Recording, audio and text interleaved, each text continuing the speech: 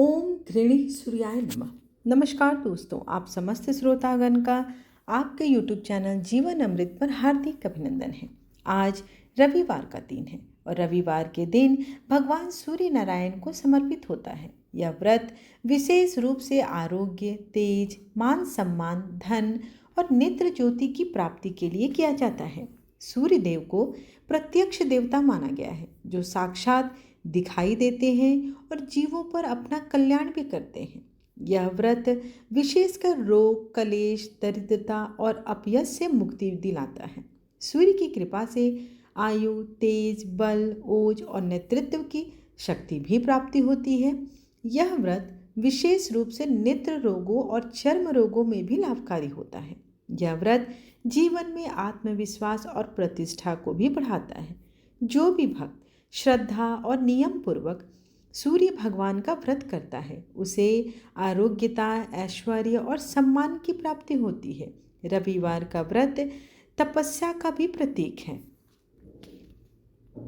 ऐसी मान्यता है कि सूर्य देव की उपासना करने से समस्त कष्टों से मुक्ति मिलती है, जिसका उल्लेख आपको नारद पुराण में भी मिलेगा। रविवार व्रत रखने से सूर्य देव की कृपा दृष्टि साधक पर बनी रहती है। सूर्य को नवग्रहों का राजा भी कहा जाता है, इसलिए नवग्रह शांति विधान के अनुसार भी सूर्य की उपासना करने मात्र से समस्त ग्रहों की शांति हो जाती है। हर व्यक्ति को रविवार का व्रत रखना चाहिए। उस दिन प्रातः काल में सूर्य देव को नमस्कार करके उन्हें जल का अर्घ अवश्य देना चाहिए। अगर आप रविवार का व्रत रखते हैं तो किसी भी माह के शुक्ल पक्ष के पहले रविवार से प्रारंभ करना अति शुभ माना जाता है। इसका प्रभाव आपको जल्दी मिलता है। रविवार के व्रत के दिन सबसे पहले पूजा के लिए आवश्यक सामग्री एकत्रित अवश्य कर लें, जैसे लाल चंदन, लाल वस्त्र, गुड़, गुलाल, कंडेल का फूल। सूर्य देव की पूजा सूर्यास्त से पहले कर लेनी चाहिए और भोजन एक समय ही करना चाहिए। रविवार का व्रत जो लोग कर रहे हैं वो चाहे तो इसे 1 वर्ष करें या 5 वर्षों तक भी करना चाहिए। रविवार के दिन तिलक करना और उनके मंत्रों का जाप करना, जैसे ओम राम ह्रीम रौम सह सूर्याय नमः, इस मंत्र का ज़्यादा से ज़्यादा जाप करना चाहिए। रविवार के व्रत वाले दिन भोजन सिर्फ एक समय और सूर्यास्त से पहले ही कर लेना चाहिए। भोजन बिल्कुल सात्विक होना चाहिए। जातक को उस दिन कोई भी तला हुआ या मिर्च मसालेदार का कोई भी पकवान नहीं खाना चाहिए। अगर आप बिना नमक के गेहूं की आटे की रोटी या दलिया बनाकर खा सके तो ये ज़्यादा अच्छा होता है। भोजन करने से पहले कुछ भाग बालिका या बालक को खिलाकर या फिर किसी मंदिर में दान करके ही खाना चाहिए। व्रत के दिन सभी तरह के फल, औषधि, जल, दूध या दूध से बने हुए भोज्य पदार्थों का सेवन करने से रविवार का व्रत नष्ट नहीं होता है। और जब आप उद्यापन करना चाहें तो अंतिम रविवार को जातक को उद्यापन कर लेना चाहिए और एक योग्य ब्राह्मण को बुलाकर हवन करवाना चाहिए। रविवार व्रत रखने के समय संभोग नहीं करना चाहिए और ब्रह्मचार्य का पालन अवश्य ही करना चाहिए। व्रत के समय पान खाना वर्जित माना गया है और दिन में सोना भी नहीं चाहिए। इस क्रिया के पश्चात अच्छे और योग्य दंपति को भोजन करवाना चाहिए और उनके यथाचित दक्षिणा एवं लाल वस्त्र प्रदान करने चाहिए। इन सब क्रियाओं के बाद रविवार के व्रत को संपूर्ण माना जाता है। अगर आप रविवार का व्रत पालन पूरी निष्ठा से करेंगे तो आपकी सर्व मनोकामनाएं अवश्य ही पूरी होगी और आपको हमेशा क्षेत्र में सफलता अवश्य ही प्राप्त होगी। रविवार व्रत रखने से चर्म रोग, नेत्र रोग और कुष्ठ रोग से बचा जा सकता है। साथ ही इसके साथ साधक को दीर्घायु, सौभाग्यशाली और आरोग्यवान भी बनाता है। इस व्रत को नियमित रखने से जातक के घर में माता लक्ष्मी का भी निवास होता है और घर में वैभव और सुख शांति बनी रहती है। यह सूर्य के अशुभ प्रभाव को भी कम करता है, उसे शक्तिशाली बनाता है और रविवार का व्रत करने से जातक की आयु भी वृद्धि होती है और आपको मान सम्मान भी मिलता है।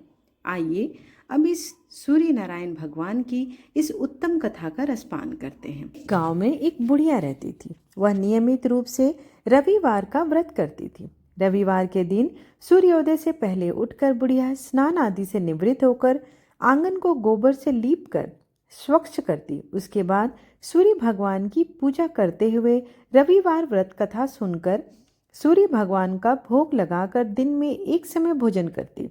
सूर्य भगवान की अनुकंपा से बुढ़िया को किसी प्रकार की चिंता एवं कष्ट नहीं था।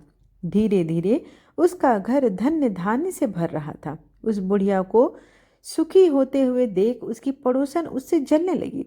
बुढ़िया ने कोई गाय नहीं पाल रखी थी, अतः वह अपनी पड़ोसन के आंगन में बंधी गाय का गोबर लाती थी। पड़ोसन ने कुछ सोचकर अपनी गाय को घर के भीतर बांध दिया। रविवार को गोबर न मिलने से बुढ़िया अपना आंगन नहीं लिप सकी। आंगन न लिप पाने के कारण उस बुढ़िया ने सूर्य भगवान को भोग नहीं लगाया और उस दिन स्वयं भी भोजन नहीं किया। सूर्यास्त होने पर बुढ़िया भूखी प्यासी सो गई। प्रातःकाल सूर्योदय से पूर्व उस बुढ़िया की आंख खुली तो वह अपने घर के आंगन में सुंदर गाय और बछड़े को देखकर हैरान रह गई। गाय को आंगन में बांधकर उसने जल्दी से उसे चारा लाकर खिलाया। पड़ोसन ने उस बुढ़िया के आंगन में बंधी सुंदर गाय और बछड़े को देखा तो वह उससे और अधिक जलने लगी। तभी गाय ने सोने का गोबर दिया। गोबर को देखते ही पड़ोसन की आंखें फटी रह गई। पड़ोसन ने उस बुढ़िया को आसपास न पाकर तुरंत उस गोबर को उठाया और अपने घर ले आई तथा अपनी गाय का गोबर वहां रखाई। सोने के गोबर से पड़ोसन कुछ ही दिनों में धनवान हो गई। गाय प्रतिदिन सूर्योदय से पूर्व सोने का गोबर किया करती थी और बुढ़िया के उठने के पहले पड़ोसन उस गोबर को उठाकर ले जाती थी। बहुत दिनों तक बुढ़िया को सोने के गोबर के बारे में कुछ भी पता नहीं चला। बुढ़िया पहले की तरह हर रविवार को भगवान सूर्यदेव का व्रत करती रही और कथा सुनती रही। लेकिन सूर्यदेव भगवान को जब पड़ोसन की चालाकी का पता चला तो उन्होंने तेज आंधी चलाई। आंधी का प्रकोप देखकर बुढ़िया ने गाय को घर के भीतर में बांध दिया। सुबह उठकर बुढ़िया ने सोने का गोबर देखा। उसे बड़ा आश्चर्य हुआ। उस दिन के बाद बुढ़िया गाय को घर के भीतर बांधने लगी।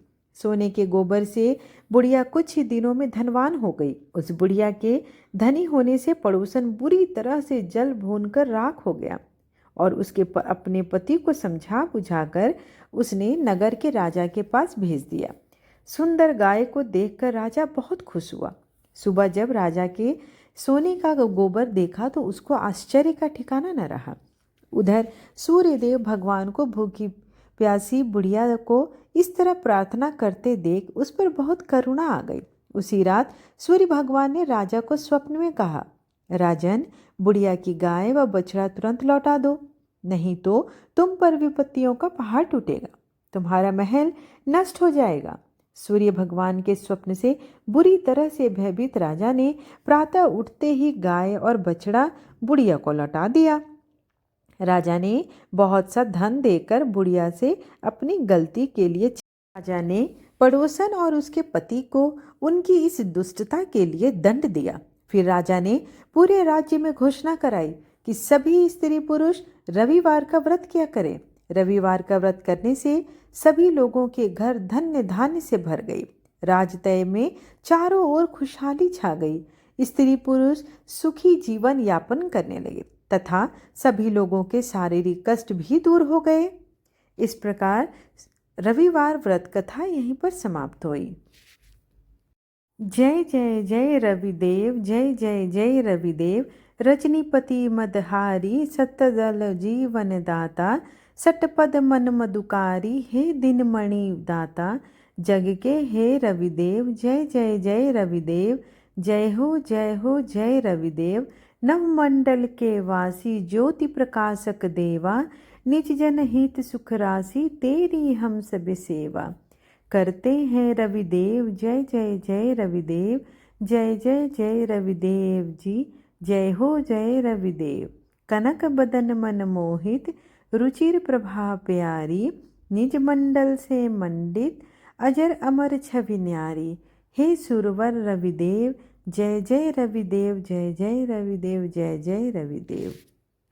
को करने से मनुष्य को मोक्ष प्राप्ति होती है, स्त्रियों का बांझपन दूर होता है, समस्त पापों का नाश होता है और सबसे श्रेष्ठ कर धन, यश, मान और कीर्ति तथा आरोग्यता भी प्राप्त होती है। तो भगवान सूर्यदेव को रविवार के दिन अवश्य पूजा करें, उन्हें अर्घ दें। आज की कथा और आरती आपको अच्छी लगी हो, वीडियो अच्छी लगी तो लाइक शेयर एंड सब्सक्राइब करना बिल्कुल ना भूलें और कमेंट में जय सूर्यदेव लिखना बिल्कुल ना भूलें। धन्यवाद।